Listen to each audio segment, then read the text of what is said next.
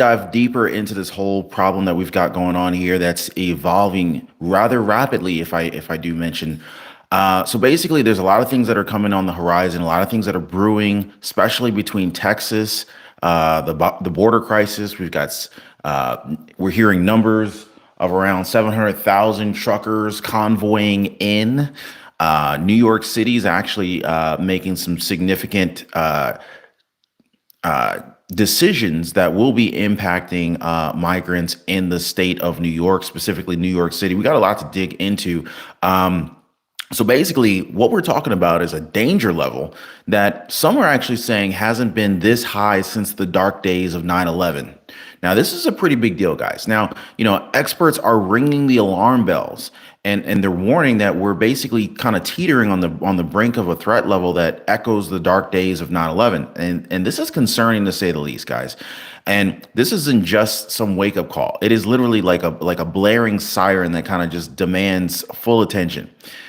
That day has literally just kind of left a scar on our history, and the thought that we're facing something similar is a little bit alarming to say the least.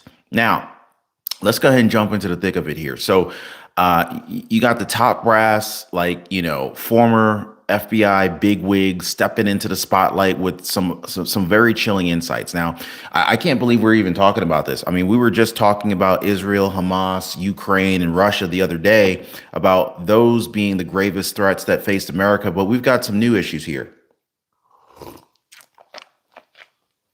And so basically, this guy's laying it out, putting it all on the line, saying that the current open border policy might just be our undoing a potential catalyst for an attack that's mirroring the horrors that were witnessed in Israel on October 7th. You guys remember that?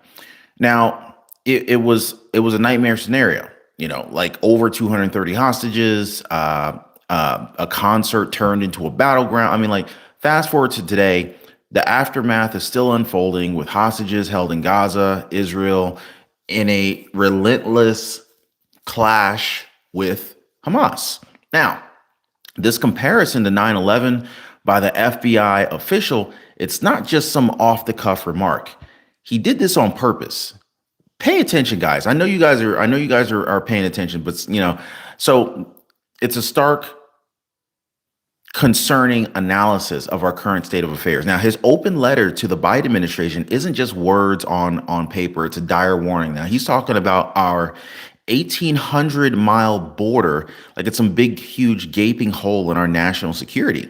And think about it, guys. We could throw all the tech, all the manpower at our airports and train stations, but what good does it do if our borders are just wide the heck open, right? And really, all we're doing with the airport security and the technology is annoying people with these TSA agents who are just really just a bunch of rude group of people. But I digress. So the letter pretty much lays out a very scary reality. By the way, if you guys appreciate these updates, definitely hit the like button for the video. It means the world to me. I want to thank you guys so much for always sharing my videos and for subscribing to the channel. For those of you guys who have sent me messages saying, Ron, I've been unsubscribed from your channel. Why is this happening? Dude, guys, I don't know why it's happening. I don't know why some of you guys are getting unsubscribed, but make sure you're still subscribed. Turn your notification bell back on, and let's keep it moving. I'm sorry, it's not me unsubscribing you. I'll tell you that. So anyway, the letter says it lays out a very scary reality. We're basically flying blind here, right? Now, there's a swarm of unknowns that are crossing onto our turf, and we're talking about 80,000 individuals who basically slipped through the cracks. Plus a couple million who, with more encounters with migrants, and the numbers, well, they might just be the tip of the iceberg. Now, picture this scenario, right? So, the letter pretty much, paints this picture, hordes of young men already within our borders, potentially gearing up to launch some attacks on some unsuspecting civilians. Now, whether this actually comes into fruition, I don't have a crystal ball. But it's kind of like looking at a replay of that grim October day in Israel, right? This is the kind of stuff that should pretty much have every one of us sitting up and taking notice to what's potentially taking place here. Now, Here's where it hits even closer to home. It's not just about the potential for chaos and bad things happening. This situation, if it's left unchecked, could literally ripple out into every aspect of our daily lives. It could strain our resources. It could impact our job markets. It could impact the housing markets, real estate values, any really, our entire economy and our investments are tied to everything that's taking place. And maybe even shift the cultural dynamics in communities across the nation. It's a multifaceted threat that doesn't necessarily just kind of stop at the notion of a physical danger. And that's what we're seeing here. But there's so much more to this, guys. And I'm going to break it down for you guys so you can thoroughly understand what's happening here. So where does this leave us, right? Well, first off, it's about staying informed. It's about keeping our eyes and our ears open to the developments. And it's also about urging our leaders to take decisive, effective action to shore up the defenses and, of course, address this brewing crisis head on. Now, we've already heard from Trump. We've heard Trump actually was, basically getting the truckers riled up to head on out there. Have you guys been seeing any of the trucker convoy on the roads? Let me know what you guys are seeing out there. But basically, we need strategies, we need plans, we need more. More importantly, I think we need implementation that's fast and it's sure-footed. Now, this isn't, I'm not trying to spread fear or anything or panic or anything like that. This is about preparing ourselves for what could be a very defining moment in our nation's history. It's about ensuring that safety and stability within our country remains intact. And as more information comes to light, I'm going to keep you guys in the loop. So just know this, but check this out. So Hezbollah and other terrorist groups they've been pretty much sneaking into our backyards for years. And it's a very chilling thought if you think about it. I mean, just 2 or 3 trained bad guys could, unleash something as catastrophic as what we experienced in 9/11. I mean, just imagine if more people were here. Catherine Brandon says sleeper cells by the hundreds could be thousands by now. And I agree. Susie Watkins from Florida in the house. That's what's up. Mary Perry Smith, I'm glad you made it for the live. Bruce Jackson, I'm hearing a lot about this. But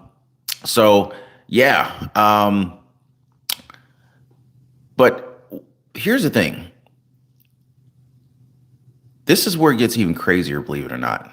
I mean, pay attention, guys. So every security measure that we've put up since that fateful day, it's like it's all for nothing.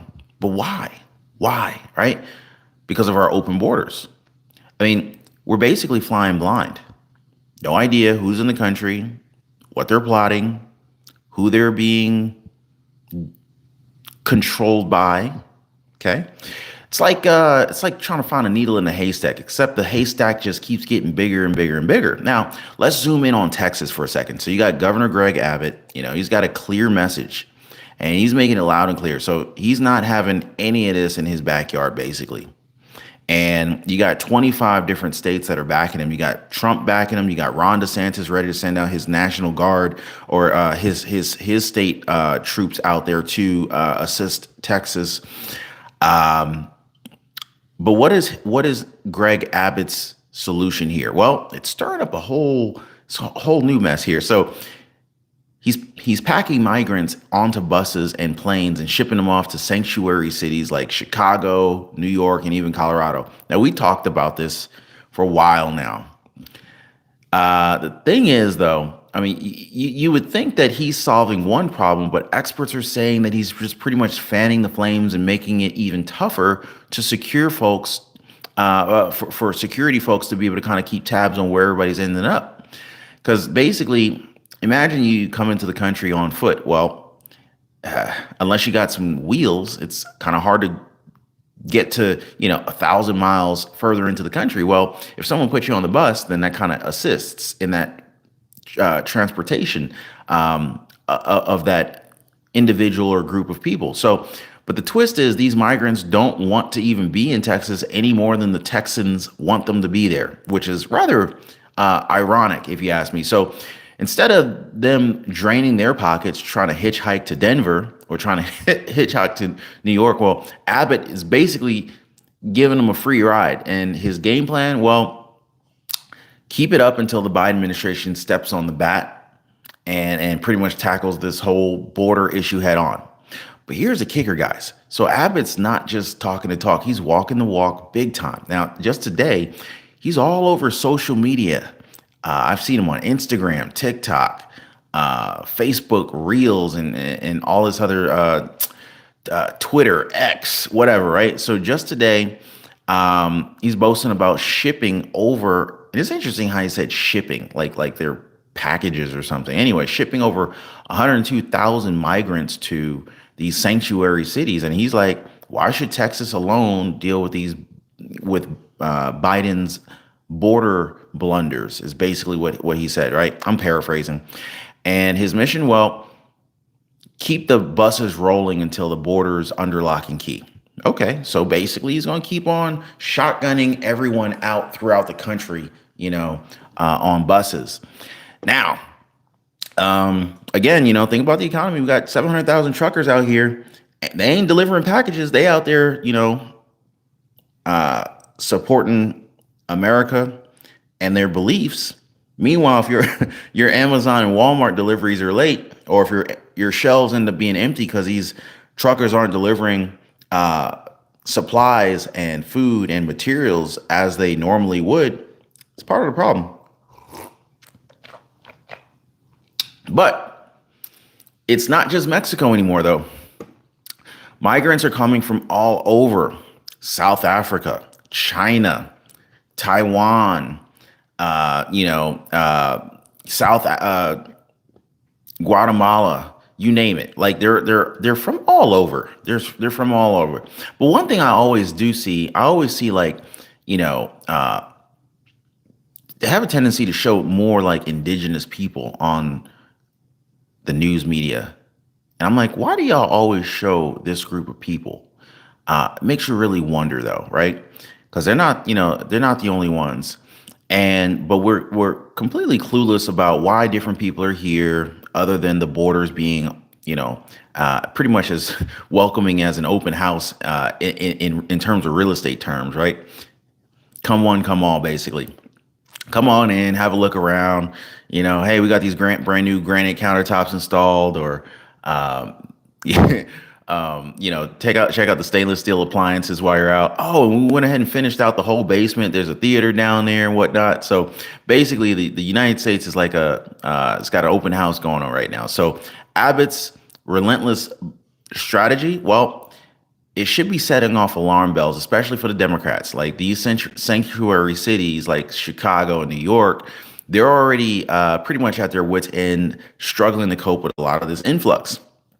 And it's like a battle that they can't win. And a lot of people are getting upset, In fact, this is part of why New York ended up, doing what they did with Airbnbs. So basically, investors are up in arms about not being able to essentially Airbnb their properties like they used to be able to do for tremendous profits. And as the vacation season comes around the corner, spring break and vacation, tons of New York investors and entrepreneurs are going to be losing out on a lot of money because of these new laws that they're putting in place. Basically, there's a apartment shortage. There's a real estate shortage in New York, and essentially they're trying to shore this thing up by limiting the ability to have short-term rentals by investors. But there's also another issue. There's so many issues going on, but another issue is like the rent. They basically have like a rent ceiling. You can't raise the rents too much in New York without facing fines or penalties and whatnot. But some of these apartments need a tremendous amount of renovation in order to make them habitable. So it's like, if you can't raise the rent enough to cover the expenses needed to make it nicer, then good luck creating more places for people to live. So there's got to be some meeting in the middle. Anyway, so speaking of which, let's talk a little bit about New York City Mayor Adams, right? So basically, he's in a real tight spot right now. So Mayor Eric Adams, he had to flip the script on New York budget cuts, right?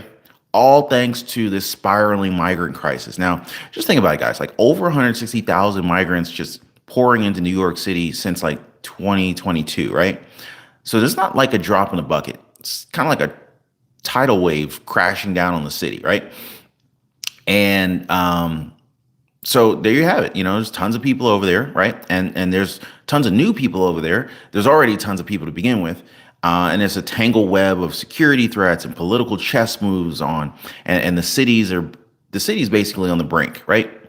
But definitely stick around because I want to keep you guys in the loop with all of this stuff that is happening all around us because it continues to evolve, guys. So even deeper into this whole urban saga, we got New York City Mayor Eric Adams. He's already ready to cut down on this New York or NYPD budget, right? Basically, he's making a complete U-turn. A lot of people are questioning, why is he doing this, right? Well, he basically says more cops means safer streets and a more secure New York. Now, I'm down with that. I love New York, actually. I love New York. Been up there twice this year. Well, technically twice last year. Probably going to go in a couple more months. But, this sudden shift in gear has got a lot of people talking. Like, is it about safety, or is it about the underlying current of, concern about the newcomers in the city? Well, let's look at it from another angle, right? So when the mayor talks about beefing up the police force, it's not just a simple policy change. It's a signal and, maybe even a warning, right? It's as if he's bracing for for potential spikes in crime, theft, violence, and the unspeakable fear of potential terrorist threats, right? Now, this isn't just New York being New York. It's a reflection of a larger, more complex narrative unfolding across the entire nation. Now, if we shift our gears just a little bit and look at Denver, right? So Denver, we see a very similar story, but a little bit of a plot twist. So, so the city of Denver, they got a population of around 710,000 people, and they're trying to make sense of 40,000 new people coming in. And so imagine the scene, right? Every street corner has become basically like a mini marketplace for survival, right? So, so imagine this, right?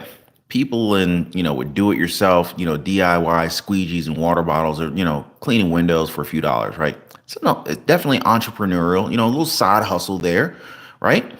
But it's also a sign of the times. Now, I remember like living in New York, you used to have, you could come to a stoplight, there'd be some guy jumps out and he's got a spray bottle and you try to clean your windows for a tip. And they're basically doing this over in Denver, right? But it's not all about just the window washing. It's, in the Walmart parking lots. The Walmart parking lots are probably a lot different over in Denver compared to where you're at. By the Home Depot entrances, you're going to see people offering all sorts of help, help you with your shopping, right? And it's a small service, but it may feel a little intrusive depending upon the person and the type of person you are. But it's a way to earn a little bit of extra cash. It's a side hustle.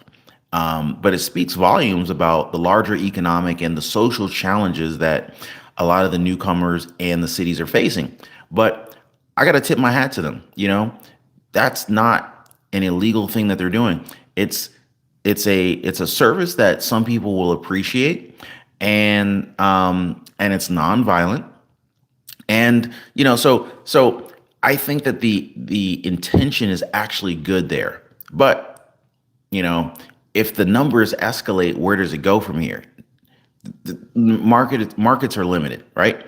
Now, these individual stories of side hustles, they're the thread in a larger tapestry, right? So they reflect a society that's constantly adapting, people looking to find new ways to survive, to earn an income, to, solidify a side hustle and income for their family in a rapidly changing urban landscape.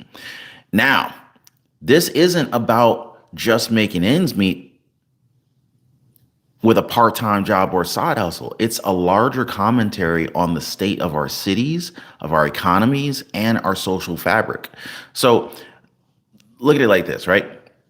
let's circle back to the issue of the safety and the security of our cities, right? So the mayor's decision to reverse budget cuts, right? To invest more in police presence. We're talking about New York City Mayor Eric Adams, right?